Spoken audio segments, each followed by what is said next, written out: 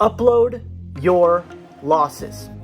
Or more generically, just publicize your losses. For me, it often means uploading video documentation of my losses to the YouTube channel.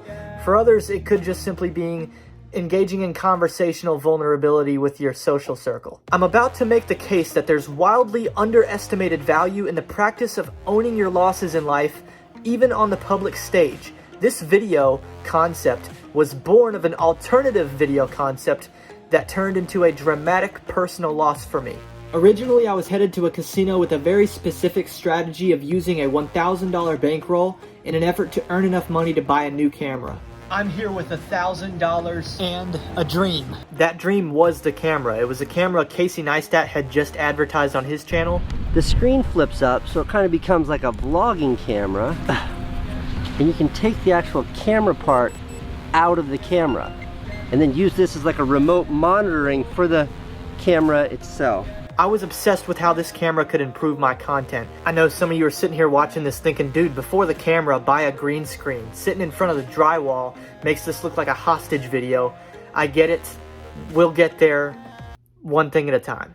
Somehow I thought that since I had a very specific goal and I had already mentally spent said potential winnings, I figured the casino odds would somehow shift in my favor. I thought I was somehow sidestepping the stereotypical gambler's greed because I wasn't looking to pocket the money and run. My motivation wasn't a purely financial shortcut. But of course, what happened? I went on a blackjack cold streak, the likes of which I'd never been on before. My plan was to do at least 5 $200 bankroll sessions, film what I could without raising suspicion, and give updates in the hotel room between each session. The issue was, I didn't win anything at all. I'm not talking about individual sessions. I'm talking about I didn't win a singular hand within a single session. Within minutes, I was 3 sessions through $600 in the hole with almost no footage to show for it. I couldn't have had a worse start. Brutal.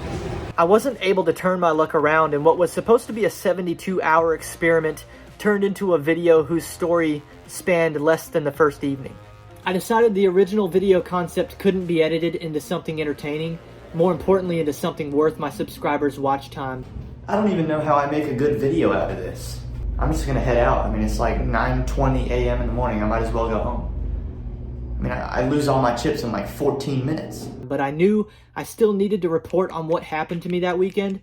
See, willingness to upload the reality of my losing situation meant lessons could be learned by more than just myself. And the reason you all should do the same is because you'll be more respected for it. Consider the fighter with cauliflower ears. This example was introduced to me by Bedros Koulian, and he notes that a man with cauliflower ears is probably the last one you want to mess with. There's a man who's been humbled so many times. His ears are all cauliflowered. If you saw him on the street, you'd be like, there's a good victim. Quiet, humble, chill dude. And if you didn't look at his ears, you would be making a very cardinal mistake. Sure, the puffy, abused ears are a very visual indication to the world around him that he's taken losses, that he's been hit. There was a time where he didn't defend himself correctly and he got knocked upside the head for it. But it also indicates that what didn't kill him likely made him stronger, and the same sequence of punches aren't likely to connect next time because he's been there, done that. But most of life's winning and losing isn't done on a physically violent playing surface. We don't see the proof of the punches we've absorbed. Instead, we're left to just tell our stories. And on social media, you get these curated half-truths from people who all they want you to see is their highlight film. But who you're actually going to respect is the person who's publicized their losses in humility and shows a tenacious spirit in standing back up and making another attempt. When I first started my YouTube channel, I made sort of an introductory video and I said, I'll be honest about the difficulties. I'll be transparent about the micro failures. That is a motivation of mine inspired by Gary Vee. 2 years later, I'm crafting this upload and I realize it's also very Gary Vee-esque. Gary takes it to a whole other level, seemingly tempting and inviting the process of losing. I swear on my fucking kid's health, I'm obsessed with losing. I fucking love losing. I recommend fucking up on purpose. I admit I'm not there yet.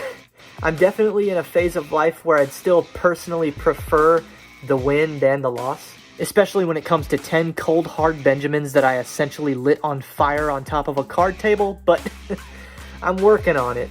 How full circle would it be if it was actually this video about the loss that would actually outperform the video had I won. Maybe I was meant to lose and upload it so that it impacted people and eventually brought more than a $500 ROI. Maybe this video can still buy me that camera.